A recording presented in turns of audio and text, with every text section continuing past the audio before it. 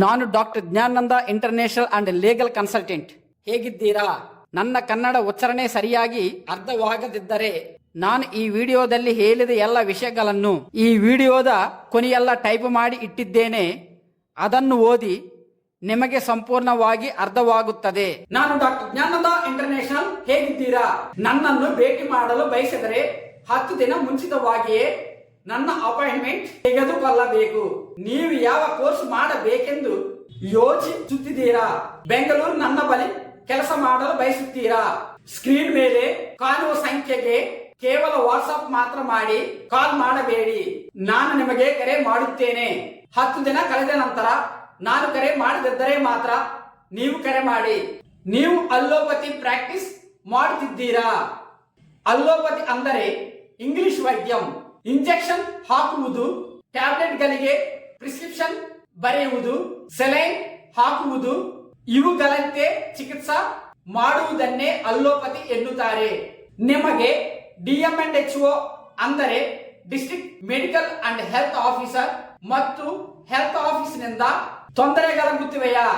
ನಿಮ್ಮ ಬಳಿ ಯಾವುದಾದರೂ ಸರ್ಟಿಫಿಕೇಟ್ ಪ್ರಮಾಣ ಪತ್ರ ಇಲ್ಲದೆ ಪ್ರಾಕ್ಟೀಸ್ ಮಾಡುತ್ತಿದ್ದೀರಾ?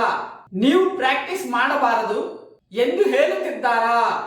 ನಿಮ್ಮ ಮೇಲೆ ಕೇಸು ಹಾಕುತ್ತೇವೆ ಎಂದು ಬೆದರಿಸುತ್ತಿದ್ದಾರಾ? ನೀವು ಯಾವ ಅರ್ಹತೆಯಿಲ್ಲದೆ ಪ್ರಾಕ್ಟೀಸ್ ಮಾಡುತ್ತಿದ್ದೀರಾ?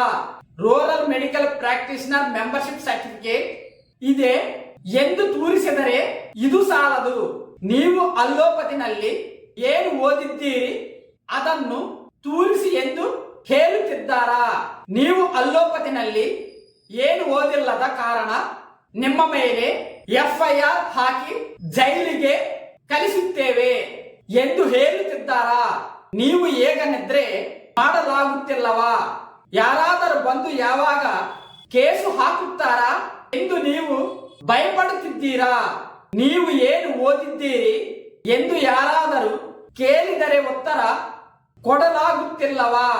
ಓದಿನ ಪ್ರಮಾಣ ಪತ್ರಗಳನ್ನು ತೋರಿಸಿ ಅಂದರೆ ಇಲ್ಲ ಎಂದು ಉತ್ತರ ಕೊಡಲಾಗುತ್ತಿಲ್ಲವಾ? ಅಸಲು ನೀವು ಡಾಕ್ಟರ್ ಅಲ್ಲ ಎಂದು ಹೇಳಲಾಗುತ್ತಿಲ್ಲವಾ? ಡಾಕ್ಟರ್ ಎಂದು ಹೇಳುತ್ತಿದ್ದೀರಾ? ನಿಮ್ಮ ಆಸ್ಪತ್ರೆಗೂ ಲೈಸೆನ್ಸ್ ಇದೆಯಾ? ನಿಮ್ಮ ಕ್ಲಿನಿಕ್ಗೂ ಲೈಸೆನ್ಸ್ ಇದೆಯಾ? ಇಂತೆ ಕೇಳಿದರೆ ನೀವು ಉತ್ತರ ಕೊಡಲಾಗುತ್ತಿಲ್ಲವಾ?